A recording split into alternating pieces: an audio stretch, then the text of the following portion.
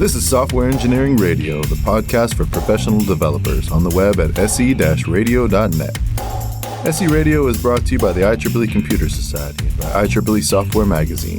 Online at computer.org/software. For Software Engineering Radio, this is Robert Blumen. Today, I have with me Stanisław Barzowski. Stan is a graduate of the University of Warsaw. He's a developer at XTX Markets in London and formerly was a software engineer at Google. He is a committer to the JSonnet open source project, and that is what we will be talking about today. Stan, welcome to Software Engineering Radio. Hello, Robert. I'm very interested to talk about JSonnet with you. JSonnet is closely related to JSON. I'm guessing most of our listeners been exposed to that, but could you give us a quick summary of JSON, and then we'll move on to JSonnet? So JSON is a very simple, I would say mostly a data interchange format, just a tiny subset of JavaScript, but actually like the JavaScript part isn't that important. It's only the historical part. Yeah, it's just how everyone saves data these days. So yeah, and JSonnet is much more. JSonnet is a programming language. It's a language for building configurations. So you write your program in JSonnet to generate your JSON. But it happens that every valid JSON is also a program in JSonnet which generates this JSON, which is quite convenient. Hence the name. What does JSonnet add that is not there in the original JSON? So it adds the natural programming language features that you might want in your configuration file. So starting with variables, then functions for templating. There is a form of object orientation, which is somewhat non-standard. I believe we'll talk about this in a bit more detail later. And ability to import other files, so you don't have to have your big thing all together. And you can also reuse pieces in different configuration files. I'm going to put two questions together and you can answer them at the same time or one after the other. But why was JSonnet created, and what do you get from having these additional features that are not there in JSON? Okay, so the original motivation was to create an open source solution to something similar to what was used internally at Google. So you have this need when you have a lot of microservices, or in fact, any sort of situation, you have hundreds of configuration files of reusing some logic, some parts between them, so you don't have to repeat the same file name over and over again, for example, or to make sure things are consistent between your configuration files.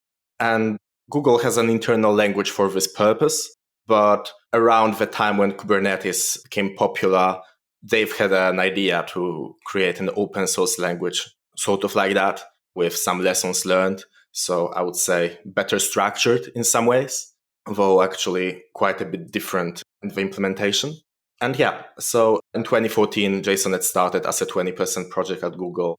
So I often find with JSON, I have some very long files. And one of the things you mentioned is you have a lot of files which are quite similar, but only slightly different. Or within the same file, I have big chunks of code that are very much repetitive, but they're not exactly the same. And if I could just say, I want this block here that's 90% the same, and I want to just change these three things, there isn't really a natural way to do that with JSON.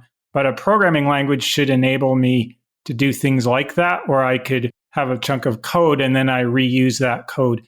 Is that some of the motivation for this project? Yes, exactly that. So you sort of have this cycle when you introduce some configuration to your program. At first, you start with configuration inside your program, just as part of your source. Then you start extracting it. You first have a simple configuration file with just a few parameters. But then as it grows, it turns out that you need variables. You need to reuse parts of this. And then you want to have some templates because things are not always exactly the same. Then you want to add imports to share things between files. And then you sort of reinvented the whole programming language just specifically for the purpose of your program, usually in a quite ad hoc basis. So the outcome of this process usually isn't of very high quality. So what JSonnet does is sort of gives you a generic solution to that problem. It gives you something that you can use to have this complex configuration and manage complex configuration for your software. And there are two ways to approach that. One is from the author of the program perspective, which is, I don't want to invent my new programming language just to specify my complex config in a convenient way. So I can just use JSON and suggest that someone can use JSonnet or one of the comparable solutions instead. And actually, I don't even need to care which one the user actually chooses in the end. And the second perspective is sort of from the user's point of view. So let's say I have a lot of microservices or just a lot of configuration in my organization, and I can have a centralized mechanism to generate all of this configuration and share some parts between them. Just now, you said something I hadn't thought of. The way I would have seen this being used and the way I'm using it in my job right now is we have a tool chain that runs a bunch of JSonnet programs and generates JSON and pushes those out to where the configuration can be consumed. You mentioned that you could teach your program to use JSonnet as the configuration language. So the program, instead of reading JSON, would incorporate JSonnet. In that situation, would you embed the JSonnet language into your program and have it process your config files? You can do that as sort of a quality of life feature. But what I would normally recommend is just to consume JSON. And then you don't even need to impose JSONet specifically on your users, when the user can make a final choice whether to use JSONet or DOL or whatever they like. Or even if their use case is simple enough, just JSON, then they don't need all of this extra complexity. So you can just not care about this at all, just consume JSON or YAML, and the users can generate the JSON that you can consume with JSonnet. So my understanding is YAML is a superset of JSON. Does JSonnet interoperate with YAML equally well? In a way, yes, because JSonnet generates JSON, and JSON is a subset of YAML. If you generate JSON with JSonnet, this is automatically also YAML. So in this sense, you can always, it's not the JSON that is generated by JSonnet, it's not idiomatic YAML, but this can be automatically transformed if you really care. But yeah, you can just take the JSON that is emitted by JSonnet and have it interpreted as YAML, and it will work. We've been using at my job another library that's written in JSON. It's called Grafana, which generates JSON input for the Grafana dashboard system. One of the things I found very helpful about this is Grafana has an enormous number of parameters, of which many of them are not well documented, and I don't know what they all mean. The library provides rational defaults for almost everything, so I can get productive on a programming task without understanding every single variable, whereas if I was writing it directly in JSON, I would have to know quite a lot more. So by abstracting and defaulting, it makes me much more productive. I wanted to ask, are there other libraries or packages in the ecosystem similar to that you're aware of for other services that use a lot of JSON? There are a few. I'd say that probably the most important ones are for Kubernetes. A few of them. I think the best one currently is just called Kubernetes and the JSONnet Libs organization on GitHub. But there are a few out there. But this is mostly useful in cases of actually very complex config formats. But I think you can very successfully just use your vanilla JSONet to generate your config. This is very much an optional thing to have a library specific for your output configuration. In the Kubernetes case, then, does JSONet and the associated libraries become a competitor to tools like Helm? I'm not sure. Maybe on some level. I don't have a very strong opinion here. I think sometimes they are used together to some extent.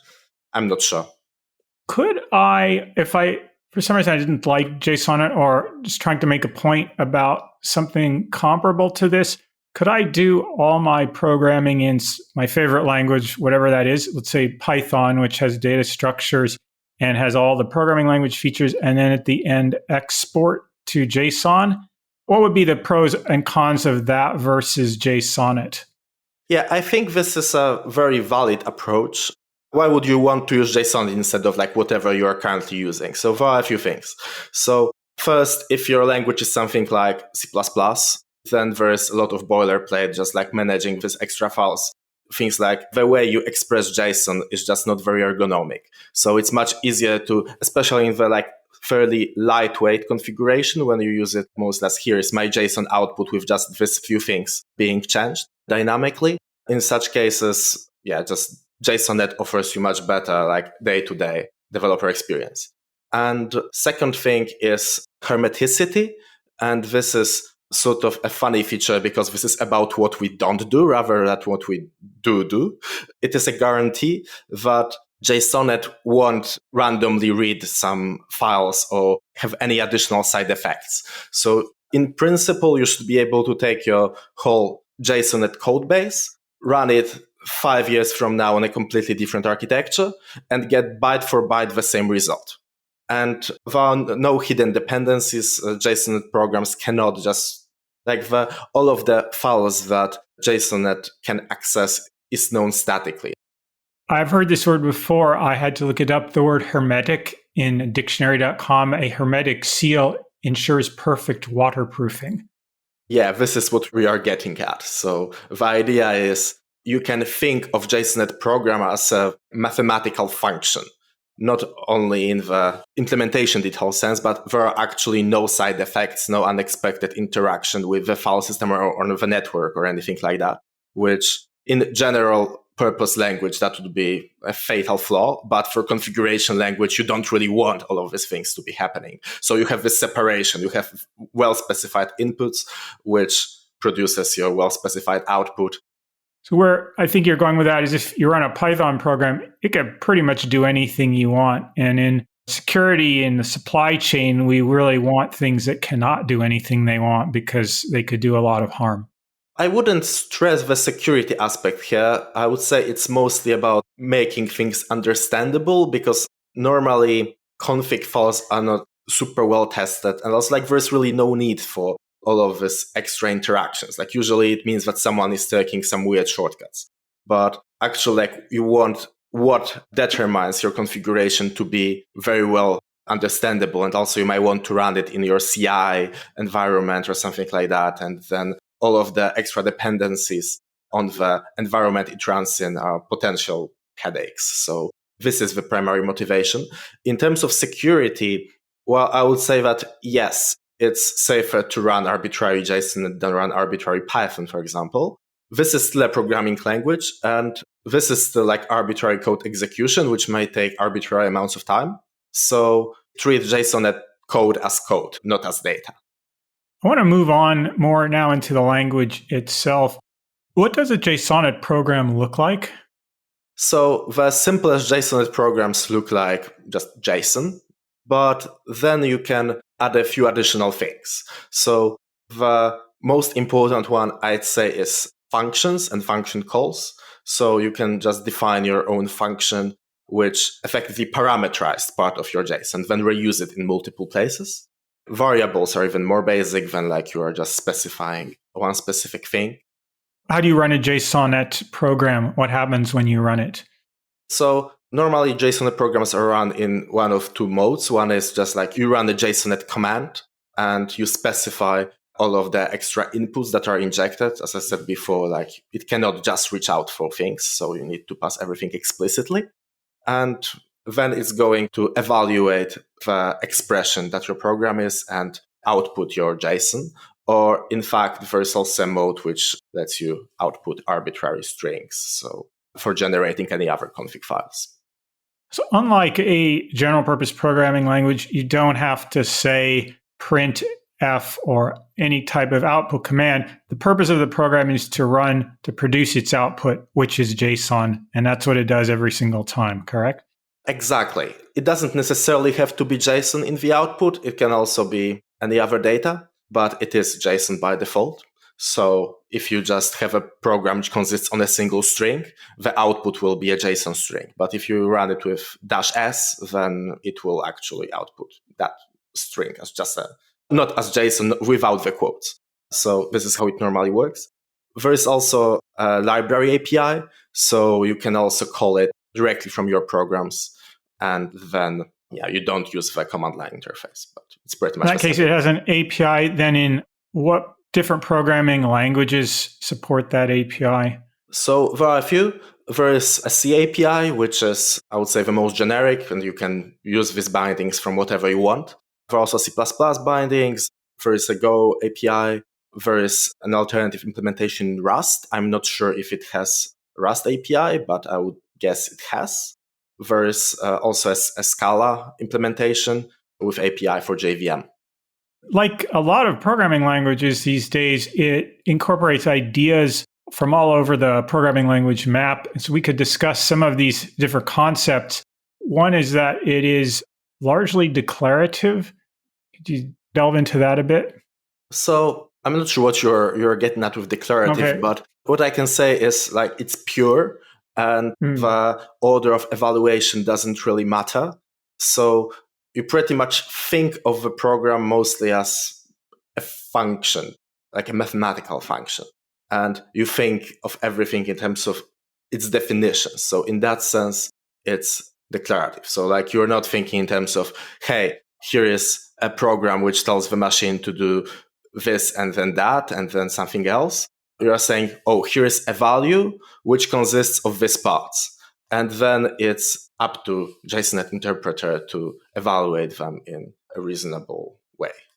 Where I was going with that is JSON document is a JSONnet program. And if I ran it, I would get the document back. Maybe I wanted to add a single variable that would be calculated by a function and make that be a value of a field in the document. So I can add that and I run the program and now I get the document, but it's interpolated the value of the variable. The program is essentially a document and I can manipulate different parts of the document through these programming language constructs, but it's really just a document. That's how I saw it. Am I thinking about it the wrong way? Yeah, I think this is exactly correct. So I think the best practice is to have a JSONnet file for each output file that you want to produce and think in terms of what parts does it need to have and then have appropriate object fields or whatever you need inside that file. And then it can import some additional files for anything you want to have reused. JSONnet also incorporates some object-oriented concepts. Can you explain the object orientation model? Right. So we start with just like normal JSON objects, which are just key value maps where keys are strings and values can be any JSONnet values, which are JSON values and functions. Functions are one additional type that we have on top of what JSON has. But we also have a quite unique concept of objects overriding each other, which is how object orientation works in JSONnet. And the way to think about it is an object is a stack of layers. Each layer has some fields. And when I write A plus B, when A and B are objects, then the new object, the resultant object, is first all of the layers from A and then all of the layers from B on top. And then when I use any self-referential constructs, which are self or super, it looks through the layers to find the appropriate field to access. So if somewhere in my one field of my object uses self.foo, what happens is it will start looking from the top of the stack of layers for the field called foo. And super is similar to how super works in object-oriented languages.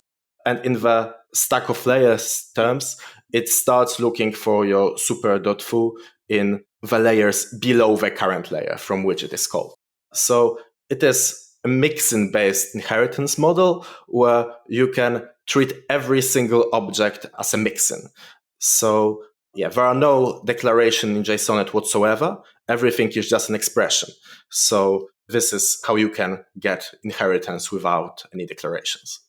Use the word mixin, and I'm aware that many languages have a concept of mixin.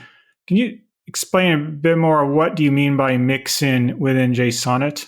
Yeah, so mixin is just an object which expects to be used to override another object. So For example, it might add an additional field. I don't know, let's say I have a web server configuration, and I can have a mixin which adds a HTTPS configuration to my route or something.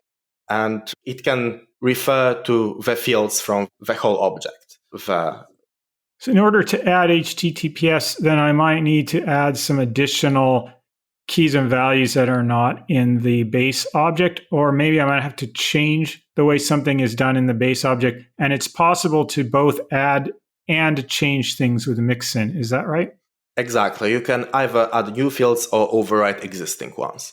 It is not currently possible to remove fields completely. You can override them to null, which usually is good enough. So I like that web server example. Could you give another example of how inheritance was used that you're aware of to do something useful? Not necessarily involving a mixin, but an example that shows the object-oriented feature of JSonnet. So I think all of these examples are quite similar, and these are for the use of actual fully fledged inheritance. And it is, you have different aspects of your configuration. So it can also be, I don't know, your rate limit or some resource limits.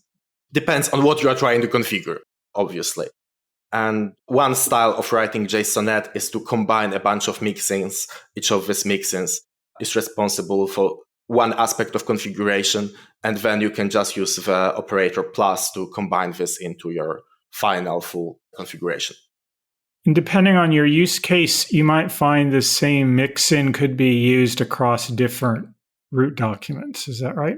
Yes. And for like some of these libraries also just like offer mixins which can be used by anyone. So for example, for configuring Kubernetes, it will automatically create the right fields, etc. Right, because many Kubernetes objects, although the type is different, they contain a lot of the same elements in the body. So there's definitely opportunity for some reuse there. That's right. And if you have a strict hierarchical object orientation, it's difficult to reuse things that are in a derived class because you can only derive from one base class. Whereas the mixin enables you to take the same derived behavior and apply it very flexibly. Yes, that's true. And JSonnet offers one more thing on top, which is quite unusual. You can create an uber mixin out of multiple mixins. So the plus operator is used for inheritance in JSonnet, which is quite an unusual choice, but it actually is related to how of the semantics, because the inheritance in JSonnet has a lot of similarities with concatenation, because it's just concatenating these layers.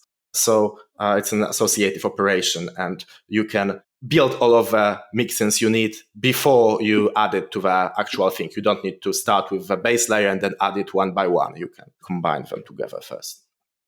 In some of the documentation, JSON is described as a functional programming language. What are some of the functional programming features of JSON?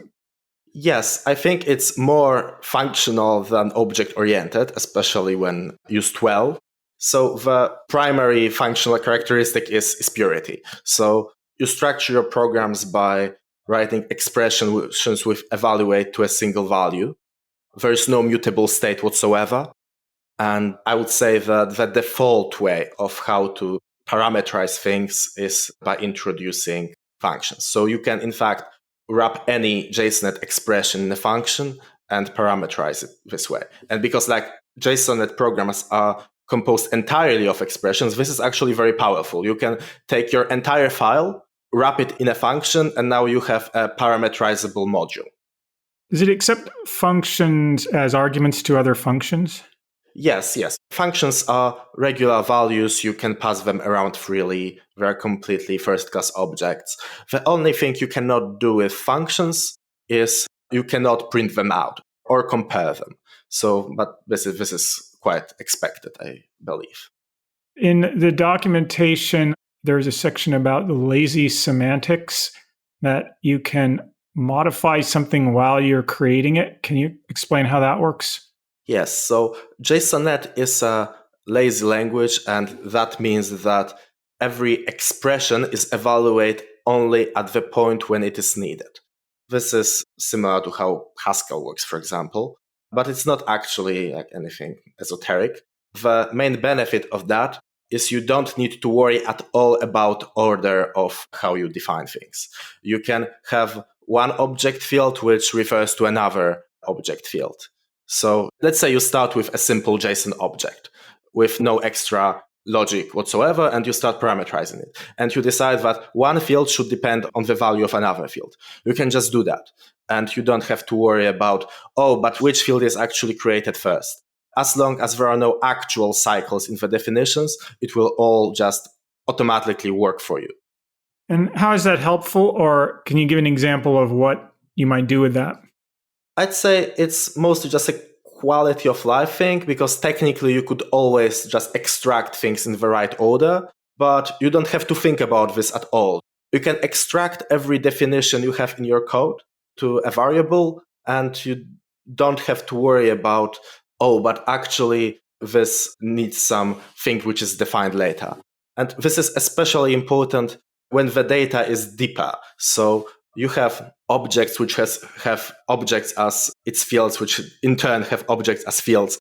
So you can have object A, which depends on some fields of object B, and then object B in terms depends on some other fields of object A. But as long as there are no actual cycles on the level of individual primitive values, then it's all fine. Now, given the nature of what you're trying to do and how constrained it is, I'm going to guess there's not really a need for things like exception handlers. It either the program runs or it doesn't. And if it runs, you get an output. Is that correct? Yes, we have a primitive form of error handling, which is just you have an error expression which just throws a fatal error. There is no error recovery. Yeah, there is really no need, because the idea is JSON never needs to interact with any external systems. So there's no need. This is just all pure computation. Why would you want to? Yeah. Right. So it's not sitting there retrying to connect to the database until it succeeds. Exactly. So there is no need for any advanced error handling. And in general, we are trying to keep the language minimal and very, very simple.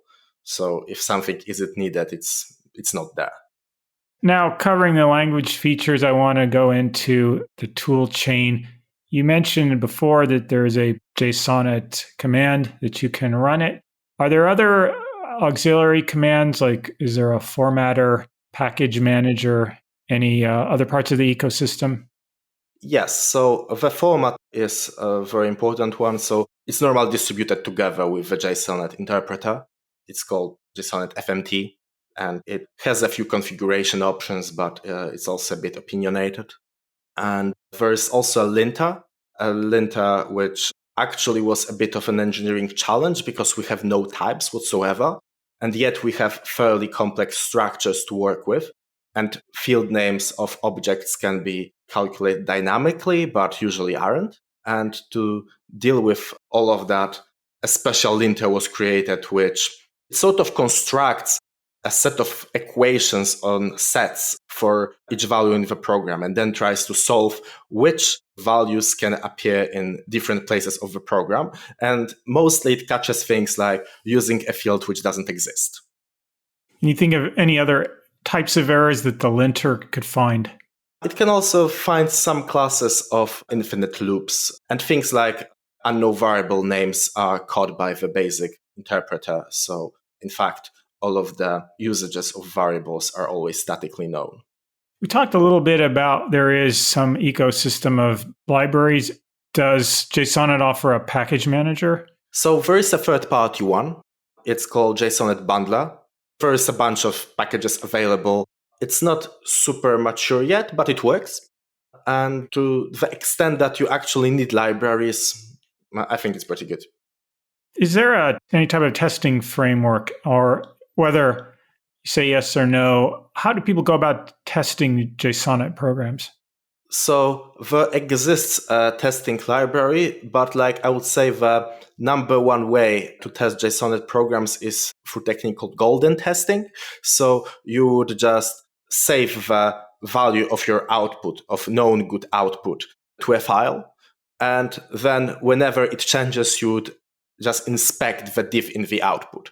This is how we test JSON interpreter itself. We just have a bunch of examples of JSON programs, and we compare the output against the known good one.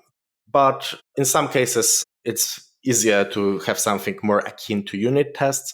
There's a built-in support for assertions in JSONnet. There are also a few third-party libraries. And moving on, what language is it implemented in? How many implementations are there, and what languages are they written in? So the 4 implementations, which I would call production quality. The original one written in C++, which isn't very efficient. Then there is a Go implementation, which is the closest one to the official one currently.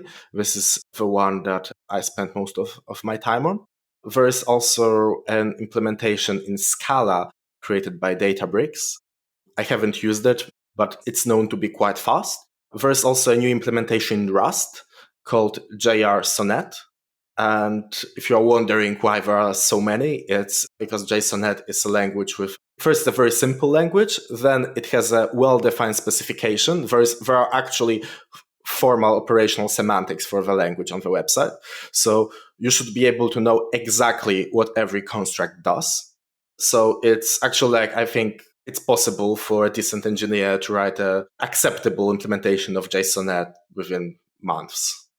In my use of it, I've been generating files that are a few thousand lines of JSON, and I'm not sure which implementation I'm using. It's whatever I got on the Mac or the Brew. It runs quick enough that I don't notice it, to where I wouldn't care if it was any faster.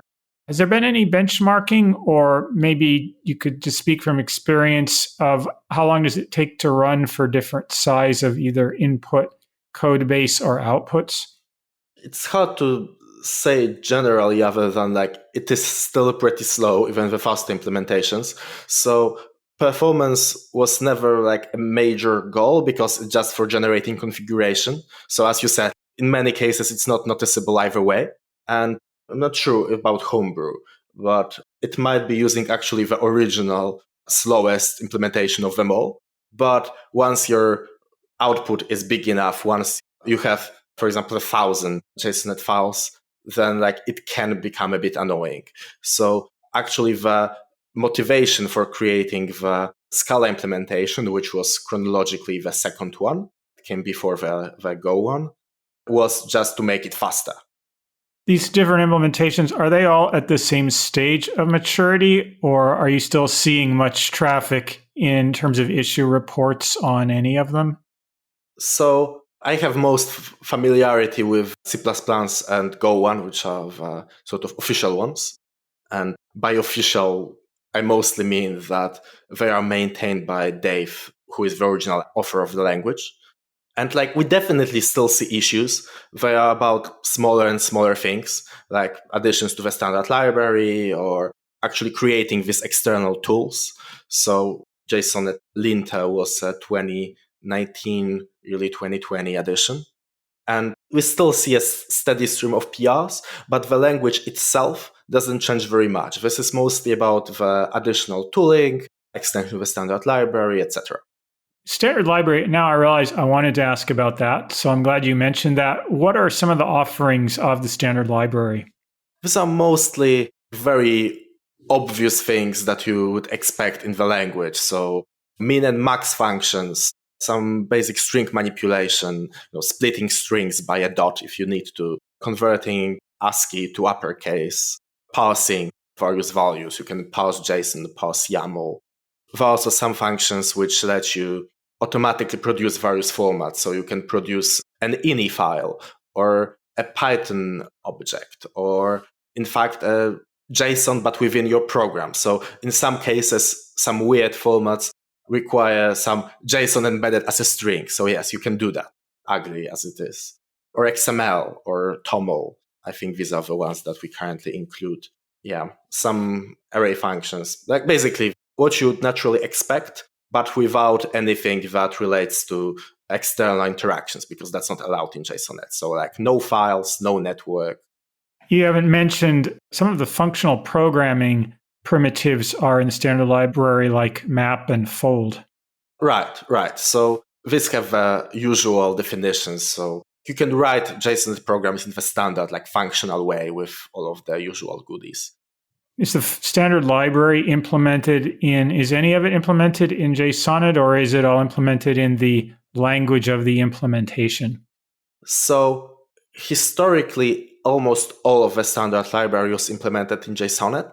This turned out to be quite slow. So the current approach is every new addition to the standard library needs to have a JSonnet implementation to guarantee that there is some reasonably simple definition and it can run on every platform, etc., etc. But implementations also provide built-in versions of these functions. And we test their output matches the reference JSonnet implementation. But this is only a performance optimization because JSonnet as a language is fairly slow. So by implementing some built-in functions in, let's say, Go, we can get often like order of magnitude improvements. Is there an extension point if programmer wanted to add a function in C or Go to their own library? Yes, there exists a native function API. You need to use JSonnet as a library to have that available. It's not very encouraged because it effectively creates a tiny dialect. But whenever, let's say, I use some complex logic from your project, then you can call that from JSonnet. The native functions are still supposed to be pure. So things like adding IO operations, adding file operations through native functions is very discouraged. Technically, some people do that it works. We've covered pretty much what I wanted to about the language itself. If listeners would like to get started, where can they go?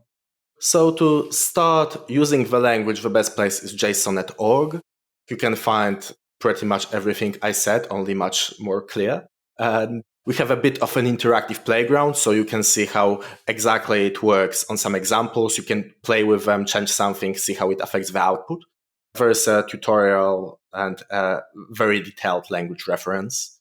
And for any potential contributors, I recommend just going to the GitHub page, open an issue, open a PR. We try to respond in a reasonable time frame. And I think JSonnet is a quite nice place to start contributing to open source just because it's quite self-contained and quite well-defined. So it's just quite easy to get started. And if listeners would like to find you anywhere on the internet, where would you direct them? So if you want to ask me a question about JSonnet, the quickest way is through Slack. So there is a Slack channel on Kubernetes Slack called JSonnet, #JSonnet. This is probably, if you mention me, that's probably the quickest way to get hold of me. Otherwise, for JSonnet things, open an issue on GitHub, or you can always message me on LinkedIn for other matters. Is there anything else you'd like listeners to know about JSonnet before we wrap up? I think we're good here. Okay. Well, Stan, thank you very much for speaking to Software Engineering Radio. It's been great. Thank you very much. For Software Engineering Radio, this has been Robert Blumen. Thank you for listening. Thanks for listening to SE Radio, an educational program brought to you by IEEE Software Magazine. For more about the podcast, including other episodes, visit our website at se-radio.net. To provide feedback, you can comment on each episode on the website or reach us on LinkedIn, Facebook, Twitter, or through our Slack channel at seradio.slack.com. You can also email us at team@se-radio.net. This and all other episodes of SE Radio is licensed under Creative Commons License 2.5. Thanks for listening.